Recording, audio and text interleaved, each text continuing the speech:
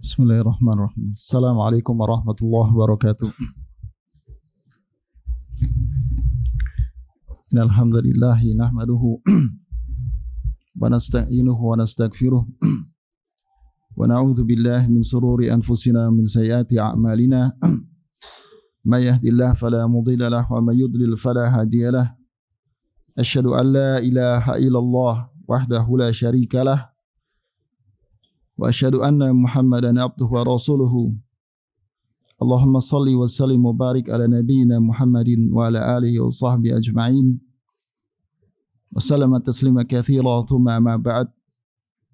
Jamaah sekalian yang dirahmati dan dimuliakan Allah dan juga para thulabul ilmi dari SMPIT Tahfidz atau dari sekolah Al-Ihsan Legenda yang semoga senantiasa dirahmati dan dimuliakan Allah. Alhamdulillah pada kesempatan pagi hari ini kita kembali Allah berikan kemudahan dan kesempatan untuk bisa bersama-sama menunaikan ibadah salat subuh berjamaah, ya, sebuah kesempatan yang sangat berharga jemaah sekalian yang harus kita syukuri, ya. Dan karena besarnya ganjaran yang Allah berikan kepada orang-orang yang menunaikan salat subuh dan salat isya atau salat asar berjamaah. InsyaAllah pada kesempatan hari ini kita kembali melanjutkan dari pembahasan dan pembacaan kitab dari Tazkiyatun Nufus karya dari Dr. Ahmad Farid, ya, hafizahullah, ya. Sebuah karya yang merupakan dari kumpulan tulisan dari tiga ulama, yaitu Al-Imam Ghazali, kemudian juga Ibnu Rajab Al-Hambali, kemudian juga Al-Imam Ibnu Qayyim Al-Jauziyah, ya, rahimahumullahu jami'an. Dan pada kesempatan yang lalu kita telah sama-sama membahas tentang sumumul qalb, ya, perkara-perkara yang menjadi racun bagi hati seorang hamba, ya. Di mana jika seorang hamba terkena dari racun-racun tersebut maka akan menyebabkan hatinya melemah, terkontaminasi sehingga mudah terserang dan terkena penyakit-penyakit hati yang lain. Ya. 4 di antaranya telah kita sebutkan, ya. Sebagian ulama ada yang menambahkan fudulun naum, ya. Fudulul kalam, fudulun nadhar, fudul mukhalatah, ya. Kemudian juga fudulul ta'am, ya. Berlebih-lebihan di dalam berbicara, berlebihan dalam memandang, dalam bergaul dengan sama manusia, juga berlebih-lebihan dalam makan, ya, makan dan minum tentunya. Sebagian menambahkan fudulun naum, ya, kebanyakan tidur, ya, kelebihan tidur. Ya, tentunya tidur dibutuhkan oleh jasad, ya. Bahkan bisa menjadikan tidur ini yang tadinya mubah bisa menjadi pahala, ya, jika didasari dengan niat yang benar, ya kan. Tapi kalau kebanyakan tidur juga sebaliknya, ya, bisa membahayakan hati seseorang. Ya, dan mungkin saya tidak akan bahas panjang lebar tentang banyak tidur ini karena sudah cukup kita ketahui, ya. Bagaimana yang dimaksud di sini adalah orang-orang yang banyak tidur sehingga malamnya dihabiskan hanya dengan tidur. Tidak sedikit pun dia sisakan untuk bermunajat kepada Allah, untuk qiyamul lail, tilawatul Quran dan sebagainya. Nah, ini termasuk fudulun naum, ya. Dan kita ketahui bersama bahwa ciri-ciri orang-orang yang bertakwa dan beriman ini dia bangun di malam harinya, ya. Wa kanu minal laili ma yahja'un wa bil ashari hum yastaghfirun. Ya. Bahwa orang-orang yang mendapatkan kebaikan yaitu berupa jannah di surga Allah tabaraka wa taala, maka ketika di dunia dia kanu minal laili ma yahja'un, qalilun minal laili ma yahja'un. Mereka di malam hari dia sedikit untuk tidur itu, ya. Ya kecuali kita kerja siang hari capek sekali, ya, kerja berat, akhirnya tidurnya terlelap, ya. Nah, karena itu kita hindari, ya, perkara-perkara yang ketika kita terjaga ini terlalu melelahkan, ya. Ketika kita sadar, kita bangun, kita bekerja atau melakukan aktivitas tanpa istirahat, akhirnya malamnya bablas. Wabil ashari hum yastaghfirun. Dan ciri-ciri orang-orang bertakwa itu di waktu-waktu sahur mereka banyak memohon ampun kepada Allah Tabaraka wa Ta'ala. Ini salah satu sebab-sebab hidupnya hati seseorang. Ya. Jadi mulai kita latihan untuk misalkan waktu, terutama waktu-waktu sahur sepertiga malam itu kita bangun. Nah kemudian beliau Dr. Ahmad Farid menyebutkan bab selanjutnya itu tentang asbabu hayatil qalbi wa aghdhiyatul nafi'ah.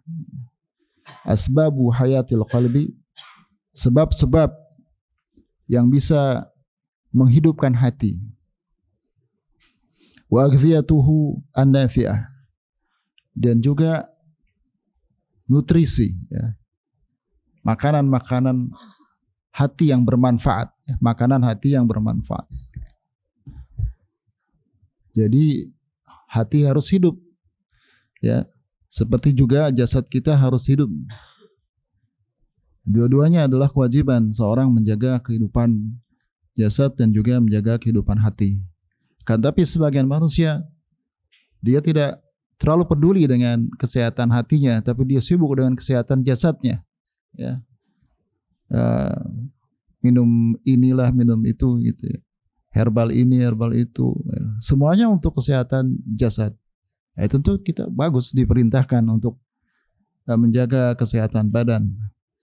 Tapi menjaga kesehatan hati ini jauh lebih penting, sangat jauh lebih penting daripada sekedar menjaga kesehatan badan. Dan repotnya kita kurang berikan perhatian yang cukup kepada kesehatan hati kita. Bahkan kita selalu menganggap hati kita baik-baik saja, karena kita tidak tahu hati yang sakit itu kayak apa, ya. Dan repotnya juga orang yang sakit hati, ya, punya penyakit hati, dia kesulitan mengetahui bahwa hatinya itu sedang sakit, ya. Nah, bahkan itu ciri-ciri, ya, bahwa hati sakit seperti yang sudah kita sebutkan sebelumnya. Ngerasanya hatinya sehat terus, itu tanda-tanda bahwa hatinya sakit, ya. Sebaliknya, ya, kalau seorang merasa hatinya sakit, hatinya kekurangan, dosa saya banyak, itu merupakan ciri-ciri bahwa justru hatinya baik, ya. Hatinya bagus. Nah, bahagia itu nafi'ah, dan juga nutrisi-nutrisi yang bermanfaat. Karena kalau dia ingin hidup, maka dia harus dikasih asupan yang bisa memberikan manfaat, yang maksudnya menjadikan hati dia sehat, hidup. Kalau asupannya sakit, maka hatinya pun sakit. Nah, jadi tergantung asupan kita apa. Tiap hari kasih asupan yang menyakitkan, ya dia sakit. Ya. Kemarin sudah disebutkan kalau sakitnya makin parah, dia akhirnya mati seperti tumbuhan yang kemudian layu. Nah, kita harus tahu asupan mana yang bermanfaat buat hati. Maka tidak heran jika seseorang ini susah, ya, melakukan ketaatan pada Allah, susah diajak kebaikan, itu karena dia kasih asupan nutrisi hatinya, nutrisi-nutrisi yang menyakitkan, racun-racun tuh masuk semua, nggak pernah dia hindari. Ya, sudah disebutkan sebelumnya, ya, racun-racun yang 4 itu. Maka untuk bisa menjaga hati, salah satunya ya menghilangkan racun tersebut. Jangan banyak berbicara yang tidak bermanfaat, ya. Jangan banyak memandang yang tidak bermanfaat. Semuanya ini asalnya halal, tapi bisa menjadi racun kalau dilakukan berlebih-lebihan. Jangan banyak makan, ya. Cukup hanya untuk mengenyangkan atau menegakkan tulang punggung, ya. Karena rasa lapar itu hanya sekedar nutrisi hormon, ya, hormon atau kebiasaan. Jadi tubuh kita ini memang sudah dibiasakan seperti itu, akhirnya dia memberikan sinyal lapar. Ya, ngelihat makanan enak langsung lapar perutnya, padahal baru makan, gitu kan. Nah, ini tidak semuanya rasa lapar itu harus diikuti, ya. Kemudian juga hindari bergaul dengan manusia, dengan segala jenis manusia. Tapi hendaklah kita bedakan siapa yang harus dijadikan teman dekat. Ya. Hal-hal seperti ini Kalau kita jaga, maka menyebabkan hati kita akan membaik dan membaik. Jadi ini judulnya, Asbabul Hayatil Qalbi wa Aghdiyatuhu An-Nafi'ah. Sebab-sebab hati ini hidup, selain kita menjauhkan racun-racun tadi, kemudian kita memberikan nutrisi-nutrisi, asupan-asupan yang bermanfaat agar hati itu bisa hidup. I'lam anna ta'atil lazimatun li hayatil qalbi abdi. Bahwa ketahuilah bahwa sesungguhnya ta'ati, ketaatan itu adalah lazimah li hayatil qalbi abdi. Suatu hal yang harus untuk agar hati seorang hamba itu hidup. Jadi pada prinsipnya hati itu bisa hidup kalau kita isi dengan ketaatan kepada Allah. Ima dengan menjalankan perintah-perintah Allah atau dengan menjauhi larangan-larangannya. Luzumi ta'ami wa syarabi li hayatil jasad. Seperti juga keharusan seseorang itu makan dan minum agar tubuhnya bisa hidup, ya. Tubuhnya bisa kuat, ya. Wa jami'al ma'asi bi muthabati ta'atmiyatil masmuati allati tufsidul qulub. Wala budda. Dan begitu juga seluruh maksiat-maksiat, ya, yang jika kita posisikan sebagai makanan-makanan yang beracun, asupan-asupan yang beracun, maka begitu juga seluruh maksiat-maksiat, lawan ketaatan, maksiat yang akan merusak hati seseorang, ya. Wala budda, dan ini pasti, ya, pasti kalau seorang banyak melakukan kemaksiatan, dosa, racun-racun tadi, maka akan merusak hati dia. Wal abdu muhtajun ila ibadati rabbih azza wa jalla. Dan seorang hamba itu muhtajun ila ibadati rabbih. Dia membutuhkan ibadah kepada Allah tabaraka wa taala. Karena secara fitrah ini kita diciptakan untuk menyembah Allah tabaraka wa taala. Wa ma khalaqtul jinna wal insa illa liya'budun. Ma uridu minkum min rizqin wa ma uridu an yut'imun. Ya, kata Allah tabaraka wa taala bahwa tidaklah kita diciptakan kecuali untuk beribadah kepada Allah tabaraka wa taala. Jadi kita sudah disetting untuk menjadi hamba yang beribadah kepada Allah, baik secara zahir maupun secara batin sebenarnya. Secara terpaksa atau tidak terpaksa. Tidak ada yang ada di seluruh jagat raya ini, makhluk yang ada di dalamnya, ini semuanya bisa terbebas dari perbudakan, penghambaan kepada Allah. Ya. Buktinya apa? Buktinya dengan adanya ruh, ya, kemudian adanya nafas, udara yang Allah ciptakan. Tidak ada orang yang bisa terlepas jika Allah menghentikan udara, misalnya, menghentikan matahari.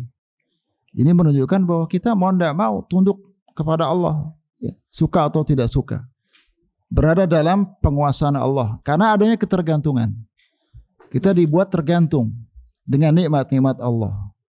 Ya, kita dibuat tergantung dengan nikmat-nikmat Allah. Betapa lemahnya kita, coba perhatikan, ya, di tubuh kita. Wa fi anfusikum afala tubsirun. Ya, di tubuh kita ini apa enggak kita perhatikan itu? Ya, mata antum sedikit kelilipan aja antum sudah kepayahan. Ya. Sangat-sangat lemah. Atau bayangkan kalau udara ini isinya penuh dengan debu, ya.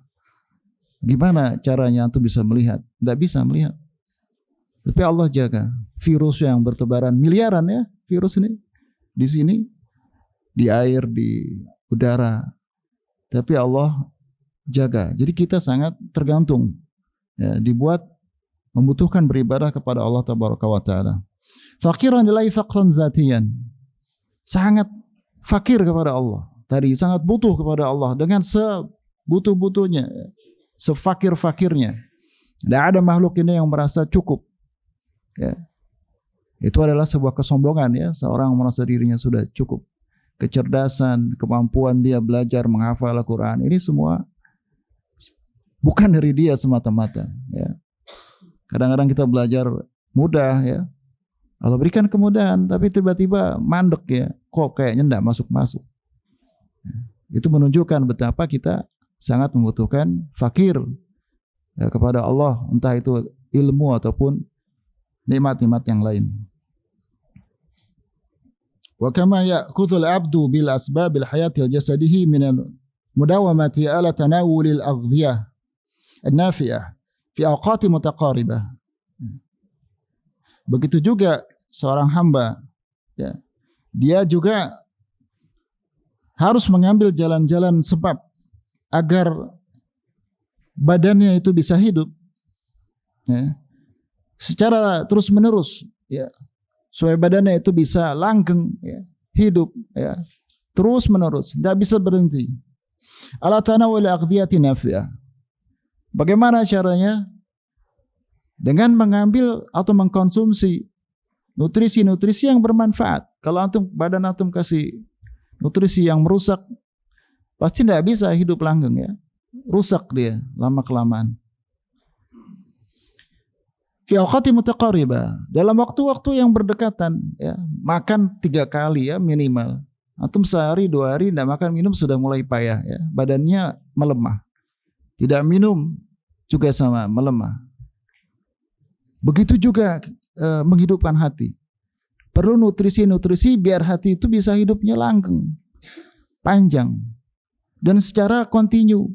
Waktunya tidak bisa terlalu lama, ya. Waktunya berdekatan. Artinya ini menunjukkan menjaga hati ini setiap saat, harus dikonsumsi setiap saat. Wa idza tabayyana lahu annahu tanawalu ta'aman masmuman an tarakil khata' asra'a fi takhlisi jasadihi min al-akhlaqi ar-radhi'ah. Ya, apabila telah jelas bagi dia bahwa dia mengkonsumsi sebuah makanan beracun, an tariqil khata', dari cara yang keliru, yang salah, maka asra'a fi takhlisil jasadihi min al-akhlaqi ar-radhi'ah, maka dia akan segera cepat-cepat membersihkan tubuhnya dari terkontaminasi dengan hal-hal yang bisa merusak. Begitu juga hati ya. Kalau hati kita sampai kemasukan ya, perkara yang bisa merusak kehidupannya, merusak kelanggengan kehidupan hati seseorang ya, maka harus segera takhlis, harus segera kita bersihkan itu ya, dari perkara-perkara yang bisa memendekkan umur hati kita. Fal hayatul qalbi li abdi aula bi ihtimam min jasadihi. Fa inna kanat al hayatul jasadi tuahilu il ma'ishati ghairi munqasah munqasati bil marad fi dunya. Maka kehidupan hati seorang hamba itu lebih utama untuk mendapatkan perhatian, concern, kalau orang itu bilang, daripada hanya kehidupan badannya. Ya, jadi kehidupan hati itu jauh-jauh lebih utama untuk dapatkan perhatian dari kita, dari hanya sekedar kita memperhatikan kesehatan badan, tapi kita tidak memperhatikan kesehatan hati kita.